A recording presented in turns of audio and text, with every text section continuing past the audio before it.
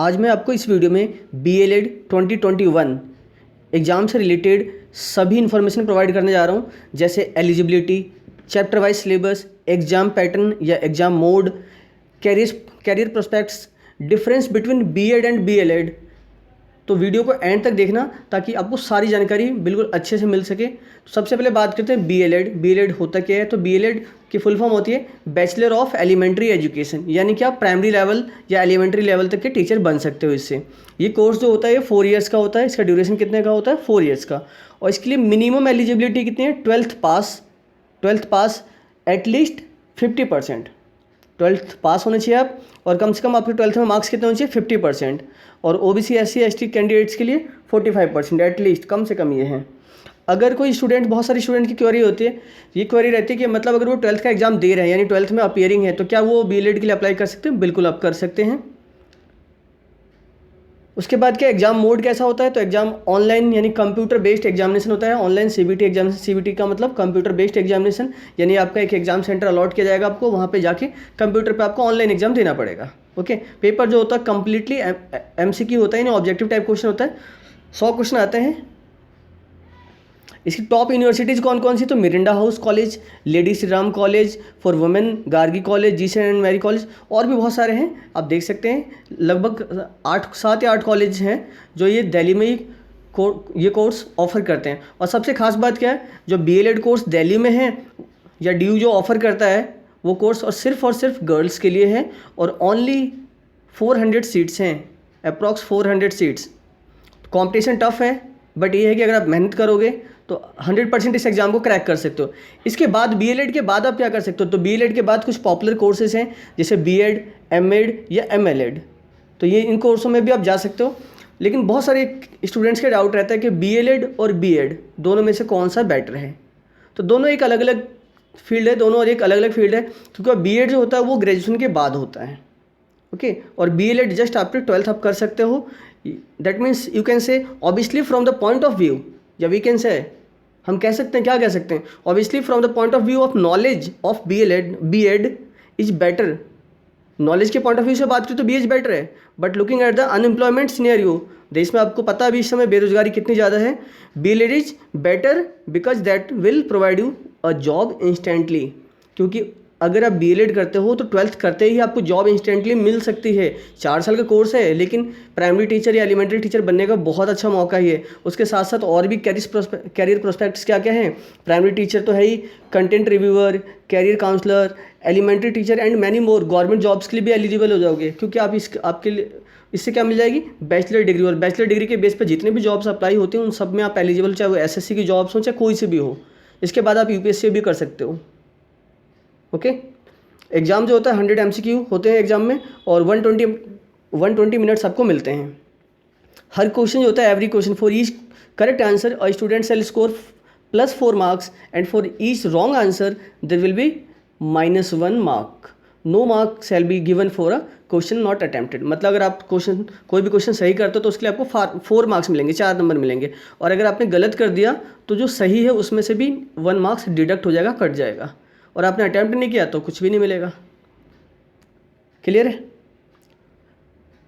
Okay. बाकी और भी कोई इन्फॉर्मेशन चाहिए हो तो आप इंस्टाग्राम या FB पेज पे भी मुझसे पूछ सकते हो।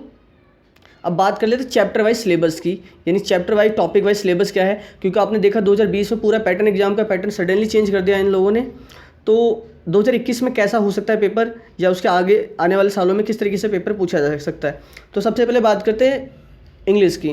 तो इंग्लिश में सिर्फ और सिर्फ पहले पूछा जाता था लैंग्वेज कॉम्प्रीहेंशन। यानी इंग्लिश लैंग्वेज के 4 या 5 कॉम्प्रीहेंशन पूछे जाते थे, और उसमें से फिर आपको क्वेश्चंस के आंसर देने थे, तो वो काफ़ी इजी हो जाता था। लेकिन इस बार क्या हुआ कि इस बार 2020 में पूरा ही सडनली पूरा पेपर पैटर्न चेंज कर दिया, और एक भी कॉम्प्रीहेंशन नहीं पूछा गया। कॉम्प्रीहेंशन की जगह ग्रामर पूछी गई। और ग्रामर में क्या क्या था? तो ग्रामर में आपको क्या क्या पढ़ना है, 2021 के लिए या फिर आगे के लिए आप तैयारी कर रहे हो तो आपको क्या क्या ध्यान रखना है? टेंस अच्छे से पढ़ना है, verb, noun, pronoun, subject verb agreement, ये तो बहुत ज़्यादा इंपॉर्टेंट है। Article, conditional sentence, adjective, adverb, conjunction, preposition, narration यानी direct indirect, active and passive voice, idioms and phrases, इसके भी बहुत सारे क्वेश्चन सर पूछे गए। वन वर्ड सब्स्टिट्यूशन, वॉकेब तो आपको आनी ही चाहिए, वॉकेब के बिना तो इंग्लिश अधूरी है। Synonyms, antonyms, poetic device etcetera. ये सारी चीज़ें आपको बहुत अच्छे से तैयार करनी है 2021 के लिए। इतने पे आपने कमांड बना ली तो आप समझ लो आपकी इंग्लिश बहुत अच्छी हो जाएगी और आपके मार्क्स बहुत अच्छे आ जाएंगे। और साथ साथ कॉम्प्रिहेंशन पैसेज भी करना है, क्योंकि ऐसा नहीं कि सिलेबस से इन्होंने हटा दिया, इस बार नहीं दिया, नेक्स्ट ईयर हो सकता है कि ये भी दें, ग्रामर भी और कॉम्प्रिहेंशन पैसेज भी दे दें, तो दोनों की प्रैक्टिस करनी है। क्लियर है? इंग्लिश ग्रामर की तो बहुत सारी वीडियो आपको चैनल पे मिल जाएगी, बाकी जो बची हुई है वो भी जल्दी ही आपको मिल जाएगी। ओके, सेकंड बात करते हैं। सेकंड जो है, इसमें से इंग्लिश की अगर बात करें तो इंग्लिश के 20 क्वेश्चन आते हैं, यानी 100 क्वेश्चन आते हैं ना, तो 5 पार्ट में से बांटा गया। इंग्लिश के 20 क्वेश्चन, फिर हिंदी के 20 क्वेश्चन है 20, उसके बाद सोशल साइंस के 10th लेवल तक 20 क्वेश्चन, साइंस के 20 क्वेश्चन और मैथ्स के 20 क्वेश्चन। क्लियर है? हिंदी की बात करें तो हिंदी में भी कॉम्प्रिहेंशन पैसेज यानी अपठित गद्यांश पूछा जाता था, लेकिन इस साल ऐसा नहीं हुआ। उसकी जगह क्या दे दिया गया? व्याकरण। और सिर्फ व्याकरण तक ही सीमित नहीं थे, वो आगे बढ़ गए थे 9th और 10th और कुछ चीज़ें 11th की भी पूछी थी उन्होंने। जैसे अगर ग्रामर की बात करें व्याकरण की, तो अलंकार, समास, कारक, क्रिया, वर्तनी, विशेषण, पर्यायवाची शब्द, विलोम शब्द, तत्सम और तद्भव, इवन आप जो लिंग बदलो, चेंज द जेंडर होते हैं, उन्हें भी आप पढ़ लेना अच्छा रहेगा आपके लिए अपकमिंग एग्जाम के लिए। अपठित गद्यांश, पद्यांश, इस बार सबसे नया टॉपिक यही था कि हर बार गद्यांश आता था, इस बार उन्होंने पद्यांश नहीं, कविताओं की कुछ लाइनें दे दी थी और उसके बाद क्वेश्चंस पूछ लिए। उसमें कवि की रचनाएं भी पूछ ली, कौन से कवि ने कौन सी रचना की है। जैसे मुंशी प्रेमचंद की कोई रचना दे दी और पूछ लिया गया इनमें से ये जो पुस्तकें दी गई हैं, ये रचनाएं जो दी गई हैं वो किस कवि ने लिखी है। अपठित पद्यांश में कुछ लाइनों का भाव पूछ लिया गया था, तो वो भाव स्पष्ट जो है, ये सब चीज़ें भी आपको पढ़नी है। कवि की छवि, यानी कवि की छवि कैसी है, वो छायावाद का कवि है, रीतिवाद है, प्रयोगवाद है आदि। और अगर कुछ नया पूछा जा सकता है तो संधि भी इंक्लूड किया जा सकता है नेक्स्ट ईयर में। तो इन टॉपिक को आपको हिंदी में कवर करना है। क्लियर है? ओके, इनमें से कई सारी वीडियोस, कई टॉपिक्स की वीडियो मिल जाएगी आपको चैनल पे, ऑलरेडी अपलोड है और बाकी जल्दी ही अपलोड कर दी जाएगी। थर्ड बात करें तो subject knowledge, mathematics up to class 10। और ये वो गेम होता है ना, ये गेम चेंजर का काम करता है मैथ्स, क्योंकि बाकी सब में तो सब कोई तुक्का भी मार सकता है, लेकिन मैथ्स में तुक्का नहीं लगता। यहाँ तो फिर सॉल्यूशन चाहिए तभी जाके हो सकता है। और ये एक ऐसा सब्जेक्ट होता है जो स्कोरिंग सब्जेक्ट होता है। अगर आपने शुरू से इसमें कमांड बनाई है, अच्छे से प्रैक्टिस की है, तो आप बहुत अच्छे से स्कोर कर सकते हो। मैथ्स में 20 में से एटलीस्ट 18-19 क्वेश्चन तो बड़े प्यार से आप कर सकते हो। और मैथ्स ईजी आती है, इतनी टफ नहीं आती मैथ्स, क्योंकि मैंने 2018, 19, 20 सब के मैथ्स के सॉल्यूशन अपलोड किए हैं। मैं अपने वीडियो में देखा होगा कितने प्यार से वो क्वेश्चन सॉल्व हो रहे हैं। इस साल का पेपर भी मैंने सॉल्व करके अपलोड कर दिया है मैथ्स का तो पूरा सेक्शन। तो अगर मैथ्स में आपको जो पढ़ना है तो सबसे पहले आपको ध्यान रखना नंबर सिस्टम या इसी को बोल लो रियल नंबर्स। इसमें चाहे सर्ड्स की बात करें, चाहे डिविजिबिलिटी की बात करें, या जो भी है नंबर सिस्टम से रिलेटेड, जो भी रैशनल नंबर, इरेशनल नंबर या नंबर सिस्टम का जो भी हो गया, सारा टर्म आपको पढ़ना है। और यहाँ से 2 या 3 क्वेश्चन पूछे जाते हैं एग्जाम में। सिंप्लीफिकेशन आपको पढ़ना है, इस बार भी सिंप्लीफिकेशन से क्वेश्चन पूछे गए थे और लास्ट ईयर भी। अलजेब्रा से भी क्वेश्चन आए थे। लीनियर इक्वेशन इन 2 वेरिएबल, एक क्वेश्चन हर साल इसमें से आता है। क्वाड्रेटिक इक्वेशन से भी 1 या 2 क्वेश्चन पूछा जाता है। Arithmetic progression 1 question. Coordinate geometry से 1 से 2 क्वेश्चन पूछे जाते हैं। ट्रिग्नोमेट्री भी एटलीस्ट 1 क्वेश्चन या 2 क्वेश्चन तो पूछा ही जाएगा। हाइट एंड डिस्टेंस किसी साल पूछा जाता है और किसी साल नहीं पूछा जाता है, बट आपको पढ़ना है। और इन सब की शॉर्ट ट्रिक्स मैंने आपके लिए अपलोड कर रखी है चैनल पे। इन सब की जितने भी चैप्टर्स मैं बता रहा हूँ, सबकी शॉर्ट ट्रिक अपलोड की गई है। आप एक बार देखो, हाइट एंड डिस्टेंस, चाहे ट्रिग्नोमेट्री जो आपको टफ लगता है, कोऑर्डिनेट ज्योमेट्री, अर्थमेटिक प्रोग्रेशन, इन सब की ट्रिक है। और ऊपर स्टार्टिंग में जो चैप्टर की बात कर रहा हूँ, अलजेब्रा पूरा सब मैंने अच्छे से पढ़ाया हुआ है। उसके बाद आगे बात करें तो मेंसुरेशन की वीडियो जल्दी आपके लिए बनाई जाएगी शॉर्ट ट्रिक से। परसेंटेज मेथड, परसेंटेज की कुछ क्वेश्चंस मैंने कुछ वीडियोज अपलोड की है। एवरेज, ये भी क्वेश्चन यहाँ से भी हर साल पूछा जाता है। परसेंटेज से इस साल भी क्वेश्चन आया था। प्रोबेबिलिटी 1 या 2 क्वेश्चन हर बार पूछा जाएगा। टाइम एंड वर्क, इससे भी 1 या 2 क्वेश्चन हर साल एग्जाम में आता है। पाइप एंड सिस्टम कभी कभार आता है। Profit and loss last year आया था बट इस साल नहीं आया था, बट ये आ सकता है, ये इंपॉर्टेंट टॉपिक है, ध्यान रखना। सिंपल एंड कंपाउंड इंटरेस्ट, इसकी भी 3-4 वीडियो में अपलोड कर चुका हूँ और बहुत ही बच्चों को बहुत ही मजा आया, क्योंकि काफ़ी ईजी वे में बताया विदाउट फार्मूला पूरा चैप्टर। ओके, जो टॉपिक कुछ अगर टाइप्स बच गए तो वो भी जल्दी मिल जाएंगे आपको, उसका भी सॉल्यूशन अपलोड कर दूंगा मैं उस टाइप्स को भी। रेशो एंड प्रोपोर्शन, ये चैप्टर मुझे अभी कराना है, बट ये चैप्टर भी आपको अच्छे से पढ़ लेना है, क्योंकि देखो ऐसा नहीं कि सारे टॉपिक से एग्जाम में क्वेश्चन पूछे ही जाएंगे, क्योंकि 20 ही क्वेश्चन आने, कुछ टॉपिक आएंगे और कुछ टॉपिक नहीं भी आ सकते हैं, बट सिलेबस में ही सारी चीज़ें हैं, ये आपको पढ़ना है। Okay, time and distance, mixture and allegation, data interpretation, ये 3 टॉपिक ऐसे हैं जो लास्ट में जिसको मैंने हाईलाइट नहीं किया। इनमें से क्वेश्चन कम पूछे गए अभी तक, बट हो सकता है अपकमिंग एग्जाम से फ्यूचर में ये टॉपिक भी पूछे जा सकते हैं। तो इन सभी टॉपिक्स की आपको तैयारी करनी है मैथ में।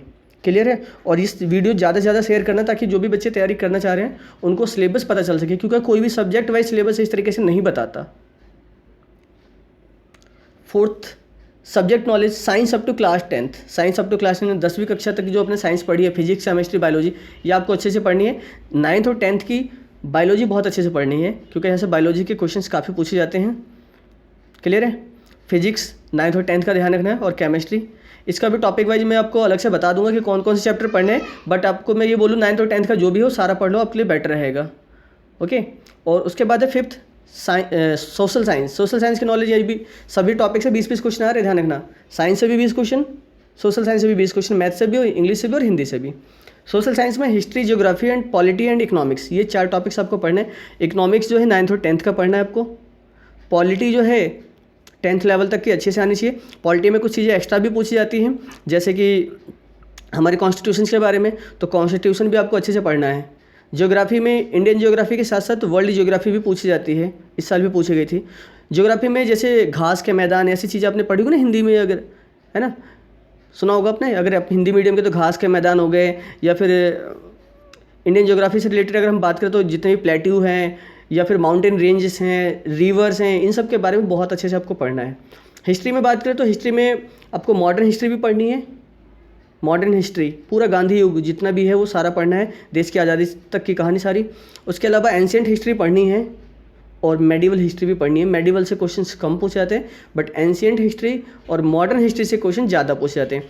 इसके अलावा ये सारा पार्ट जो होता है जीएस जीके का पार्ट होता है, साइंस और सोशल साइंस जो है, तो इसमें देखो 7 टॉपिक कंप्लीट कर दिए। 3 तो इसमें हो गए, फिजिक्स केमिस्ट्री बायोलॉजी, और 4 इसमें हो गए। लेकिन इसके अलावा कई बार देखा गया एक आध क्वेश्चन जैसे कंप्यूटर से, बेसिक कंप्यूटर नॉलेज के क्वेश्चन, जब से आपसे पूछ लिया इनपुट डिवाइस कौन सा है, आउटपुट डिवाइस कौन सा है, रैम की फुल फॉर्म, रोम की फुल फॉर्म, इस टाइप के क्वेश्चन भी पूछे जाते हैं कभी कभी। केबी, टीबी है ना, किलोबाइट, टेगाबाइट, मेगाबाइट से रिलेटेड कुछ क्वेश्चंस। तो अब कंप्यूटर की बेसिक नॉलेज रखनी है, और थोड़ा बहुत हो सके, ज़्यादा तो मैंने देखा नहीं है, अभी तक पूछा नहीं गया, बट एक आध क्वेश्चन कभी कोई जीएस से रिलेटेड पूछ लिया जाता है, करंट अफेयर से रिलेटेड। तो इन सबको भी अभी से अगर आप प्रिपेयर करोगे थोड़ा थोड़ा तो हो जाएगा, बट उन पे ज़्यादा फोकस नहीं करना, फोकस इन टॉपिक्स पे करना जो मैंने आपको इस वीडियो में मैंने बताया है सारा रिटर्न में। क्लियर है। All the best. जो भी प्रॉब्लम्स हैं कमेंट करना, पूछना, मैं आपको बता दूंगा अच्छे से, क्लियर हो गया होगा। और फिर भी अगर कुछ बच जाता है तो आप मुझे पर्सनली पूछ सकते हो। और प्लेलिस्ट बना दी है मैंने बीएलएड के लिए अलग से, जिसमें 80 से प्लस वीडियोज, 80+ वीडियोज हैं। अब जाओ देखो, अभी से तैयारी स्टार्ट करो, और जो भी टॉपिक्स की वीडियो चाहिए आप कमेंट करो, मैं जल्दी ही उन टॉपिक्स की वीडियोज बनाऊंगा। Okay, all the best.